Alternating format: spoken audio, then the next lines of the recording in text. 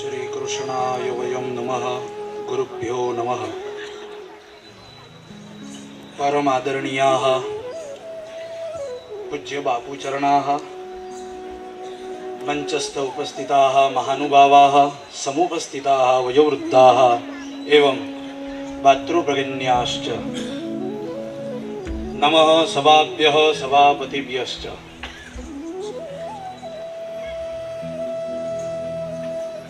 તમે બધા ગભરાશો નહીં, સંસ્કૃતમાં નહીં બોલો. પણ મૂળને છોડી અને ડાળખા કેમ કેમ પકડવા, એટલે મારી શરૂઆત સંસ્કૃતથી કરી છે. મારી પાસે સમય 20 જ મિનિટનો છે, થાય ને એટલે તમે કહી જ દેજો. જ્યાં પહોંચ્યો હોઈશ ને ત્યાં મૂકી દઈશ, વાંધો નહીં. કેમ કે સમયસર ચાલવું એ માણસનું પરમ કર્તવ્ય છે. એટલે મંચ પર ઉપસ્થિત બાપુના ચરણોના અંદર વંદન, પૂજ્ય યોગેશ્વર બાપુના ચરણોના અંદર વંદન, બધા જ મહાનુભાવોને વંદન કરી પધારેલા દરેક ભાઈઓ બહેનોને સાદર વંદન પ્રણામ. જય શ્રી કૃષ્ણ, જય સિયારામ. સનાતન વૈદિક ધર્મ મારા પૂર્વ વક્તા શ્રીએ બહુ સરસ રીતે આપણને સમજાવ્યું. સનાતન એટલે શું? તો કે જ્યારે કંઈ નહીં હતું ત્યારે પણ જે હતું, જ્યારે બધું જ છે ત્યારે પણ છે, અને જ્યારે કંઈ નહીં રહેશે ત્યારે પણ જે રહેશે એનું નામ સનાતન ધર્મ છે. અને એના કરતા આગળ તમને કહી દઉં કે આપણે સૌ જે આ ભજનની ભૂમિ છે, આ તીર્થ ભૂમિ હું નહીં કહું પણ ભજન ભૂમિ કહીશ. હા, કેમ કે ભજ ધાતુ સેવાયામ. ભજ એટલે કે સેવા. અને બાપુએ અહીંયા આવી અને અહીંયાના લોકોની અંદર જે બેઠેલો રામ છે એની સેવા કરી છે. અને અંદર બેઠેલો રામ એ જ આજે તમને અહીંયા લાવ્યા છે.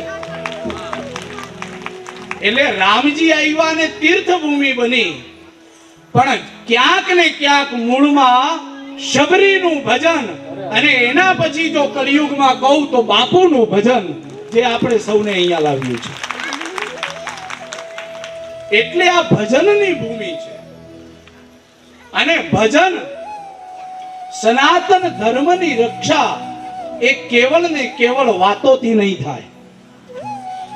મારા જેવા 10,000 વક્તા ઊભા કરી દો તોય ધર્મની રક્ષા નહીં કરી શકો, ચોખ્ખું કહું છું.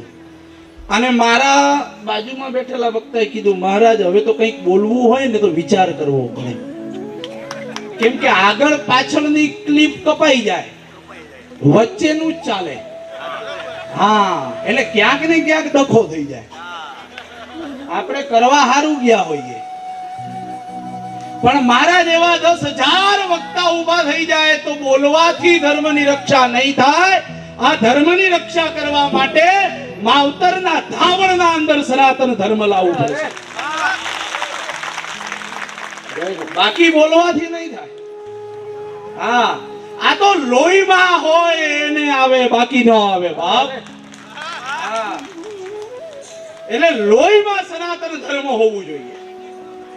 હા, મારી માતાઓ બહેનોને વિનંતી છે, અહીંયા વધારે માતાઓ દેખાય છે. તમારા અંદર તાકાત છે કે ધ્રુવ જેવો બાળક ઉત્પન્ન કરી શકો, તમારા અંદર તાકાત છે પ્રહલાદ જેવો બાળક ઉત્પન્ન કરી શકો, તમારા અંદર તાકાત છે રામ જેવો બાળક ઉત્પન્ન કરી શકો, તમારા અંદર તાકાત છે કે કૃષ્ણ જેવો બાળક ઉત્પન્ન કરી શકો, તમારા અંદર તાકાત છે કે શિવાજી જેવો ઉત્પન્ન કરી શકો. આ તાકાત તમારી છે. તમારા ધાવતરના અંદર એટલી તાકાત છે કે જે શિવાજી જેવો ઉત્પન્ન થાય. હા, બાપુ અમે બેઠા હતા અહીંયા અને એક વક્તાશ્રીએ પ્રશ્ન કર્યો કે હમણાં તો જુવાનો બહુ કથા સાંભળે છે, છતાં એમાં કઈ ફરક કેમ નથી પડતો? એનો જવાબ મારે અહીંથી આપવો છે.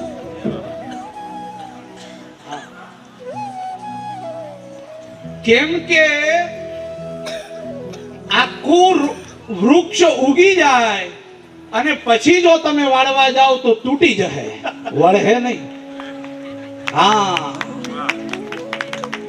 એટલે જ્યારે માં ગર્ભમાં હોય ત્યારે આયુ કર્મમ ચ વિત્તમ ચ વિદ્યા નિધનમેવ ચ પંચૈતાન્ય વિસૃજ્યંતિ ગર્ભસ્થસ્યૈવ જાયતે.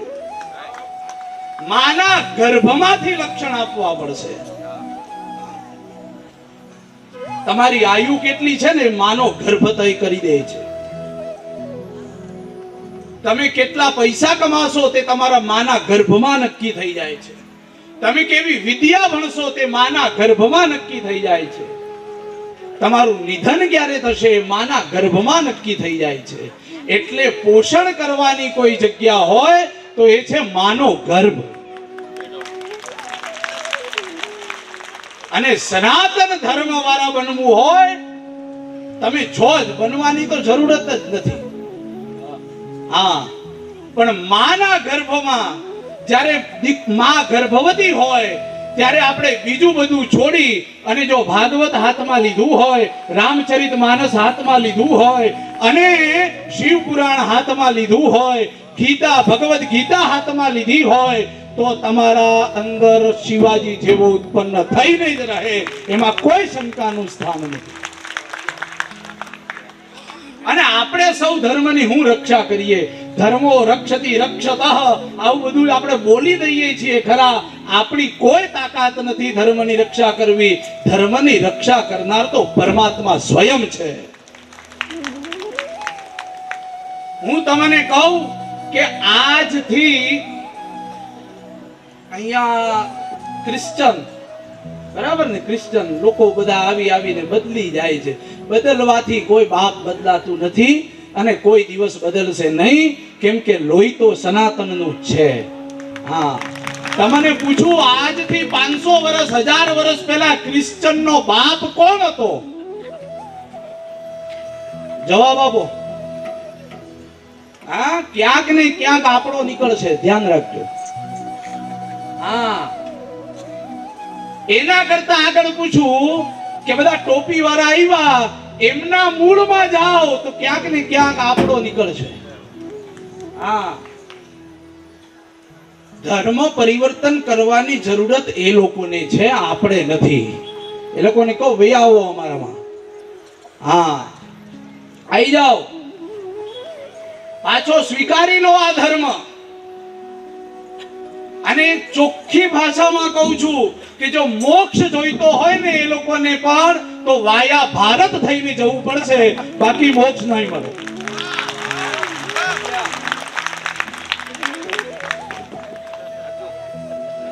બરાબર છે? હા, એટલે મોક્ષ માટેની ભૂમિ એ તો ભારત, બાકી ન મળે. હા, આ બધા થોડા થોડા ભૂતડાઓ થઈને ફરે, મોક્ષ નહીં મળે. એટલે આપણે કશું કરવાની જરૂરત થતી નથી, ઉપાધિ એ લોકોને કરવાની છે. હા, 2-5 રૂપિયા આપે અને આપણે જો ધર્મ બદલી નાખીએ, હે, આપણા ધર્મની રક્ષા કરવા માટે ઋષિ મુનિઓએ કેવડો મોટો ત્યાગ કર્યો છે. આપણા ધર્મની રક્ષા કરવા માટે આપણા ઋષિ મુનિઓએ કંદ મૂળ ખાધા છે, વનોમાં ભટક્યા છે. લક્ષ્મીચંદ બાપુને ક્યારે અહીંયા આવવું પડે ત્યારે એમને ખબર પડે કે અહીંયા ધર્મની હાનિ થાય છે. બોલો તોરણિયા તીર્થની વૈદિક સનાતન ધર્મની. હા, આ ઋષિ મુનિઓનો ત્યાગ છે કે અહીંયા આવવું પડે છે, ગામ છોડી, ઘર છોડી, પરિવાર છોડી અને તમારા વચ્ચે આવીને આખી રાતના ઉજાગરા કરવા પડે. એ ક્યારે? જ્યારે આપણે સાવધાન નથી. એટલે આજે તમારા સૌએ, હું તો ભાઈ 20 મિનિટ થાય એટલે કહી દેજો. હા, વધારે મારે 1 મિનિટ બોલવું નથી. આ તમને પહેલા કહી દઉં, કેમ કે હું કોઈ લખેલું કાગળ લાવ્યો નથી. પહેલી વાત તો એટલે મારા મનમાં એવી કોઈ ભાવના નથી કે બધું કહી દઉં. અહીંયા તો જે પરમાત્માની ઈચ્છા થશે એ જ બોલાય. આપણી ઈચ્છાથી પાંદડું નથી હલતું.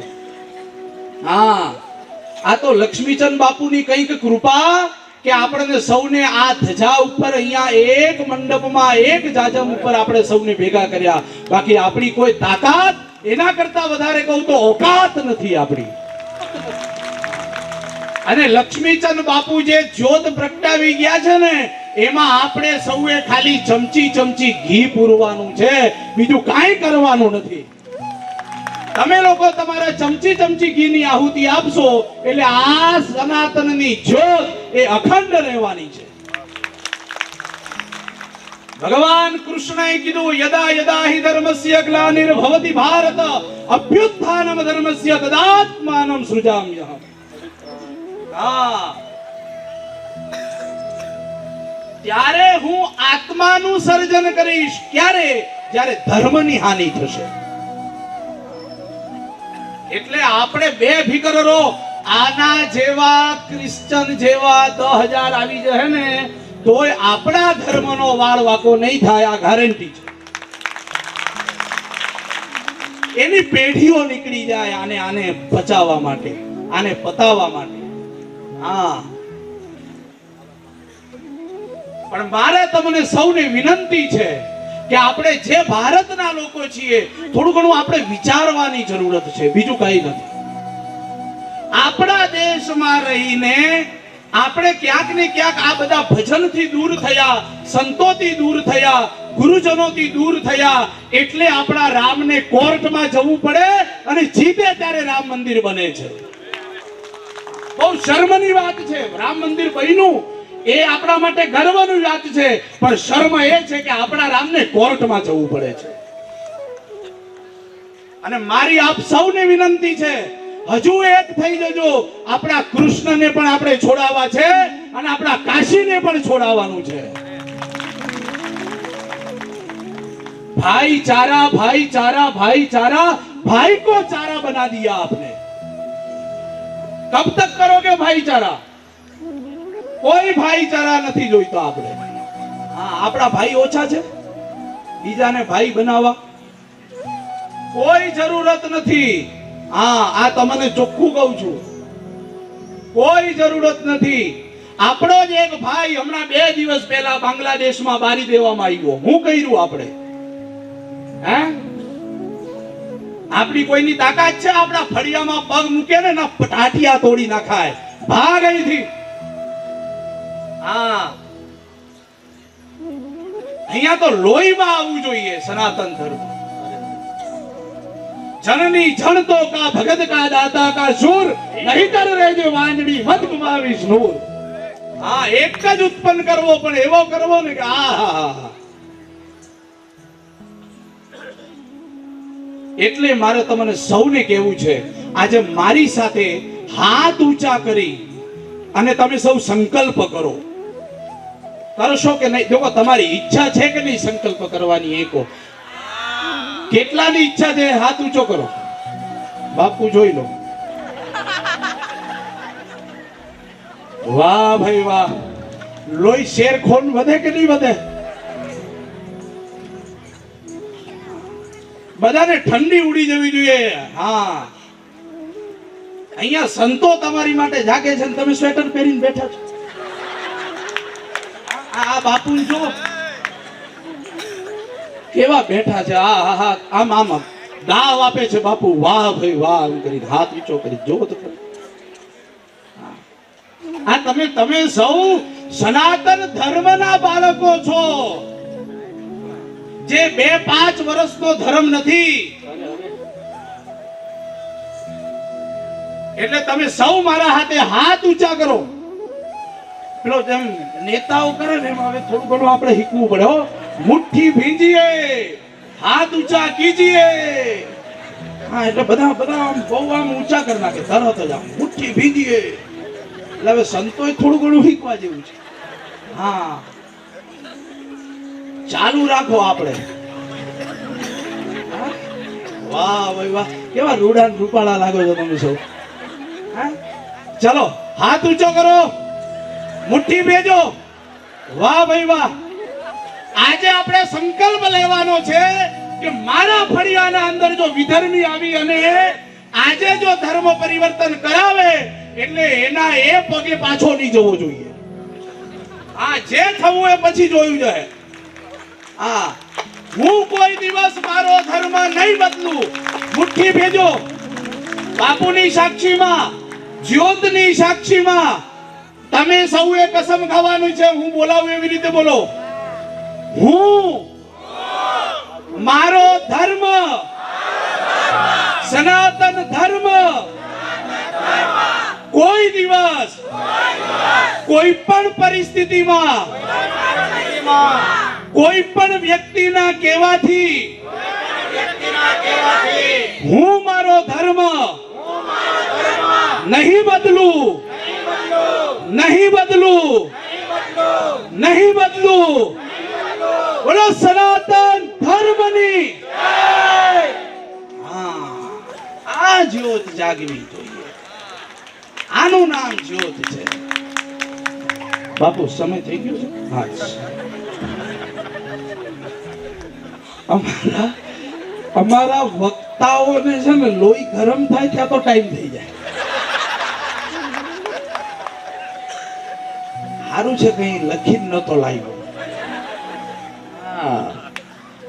ચાલો કઈ નહીં, એક નાનકડી વસ્તુ તમને આપીને જાઉં. એક જ મિનિટ લઈશો. ખાલી દિવસમાં 6 વાર તમારા બધાએ નિયમ લેવાનો છે કે આપણે ભગવાનને યાદ કરીશું. માળા લેવાય કે ન લેવાય, આસન લેવાય કે ન લેવાય, પણ 6 વખત દિવસમાં ભગવાનને યાદ કરીશું.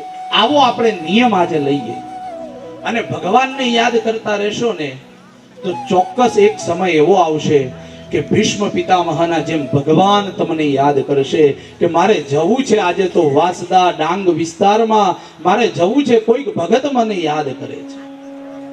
જેમ જલારામ બાપાને હોદતા થકા આવ્યા એવી રીતે કોઈક વાર. અને મારો રામ પહેલા જ ઓલરેડી. રામ તો કોનો? તો કે તમારો. હા, આપણે વાલ્મીકી સમાજ. આપણો રામ. કોના રામ?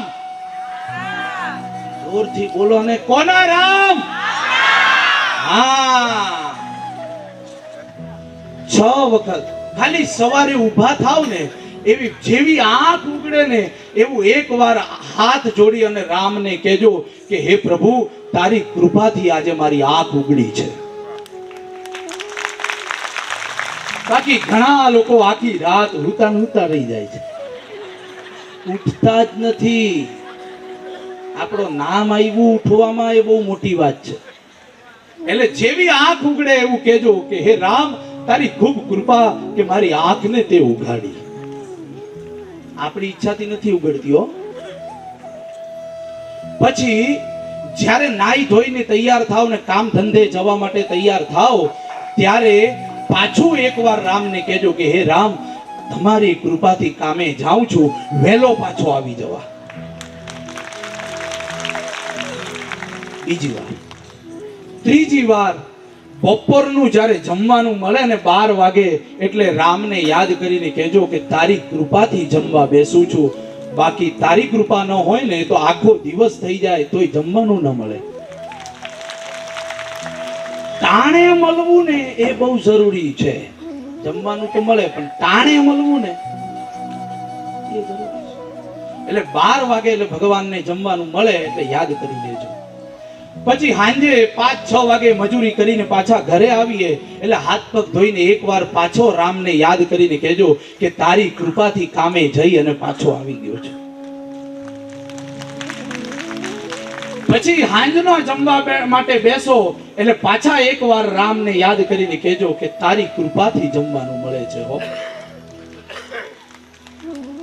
અને છેલ્લે વોટ્સએપ, ફેસબુક, ઇન્સ્ટાગ્રામ બધું જ જોવાઈ જાય અને છેલ્લે સુવાની તૈયારી. હસો છો તમે બધા?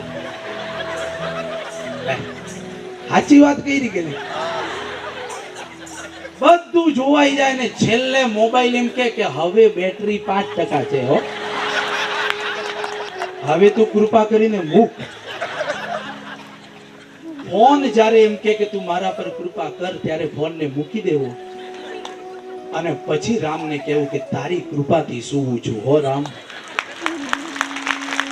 દિવસમાં આટલી વાર યાદ કરહો ને એટલે એક દિવસ એવો આવશે, જેવી રીતે નાનું છોકરું રોજ સવારે પપ્પાને એમ કે પપ્પા તમારી કૃપાથી સ્કૂલે જાઉં છું હો, પાછું સ્કૂલેથી આવે પપ્પા તમારી કૃપાથી આવી ગયો, તમારી કૃપાથી રમવા જાઉં છું, તમારી કૃપાથી રમીને આવી ગયો, પપ્પા તમારી કૃપાથી ખાઉં છું હો.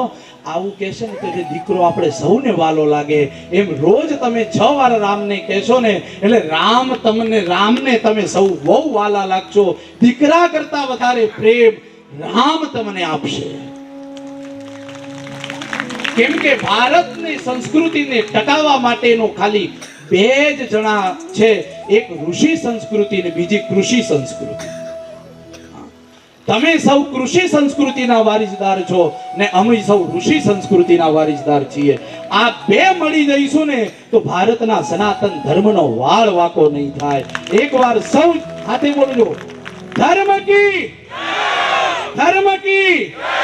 અધર્મ કા प्राणियों में विश्व का गौ माता की जय श्री कृष्ण, जय सिया राम. एक ज शेरना साथे सितारों को आंखों में महफूज रखना. बहुत देर तक रात ही रात होगी, मुसाफिर है हम भी, मुसाफिर हो तुम भी, फिर किसी मोड़ पे मुलाकात होगी. जय सिया राम.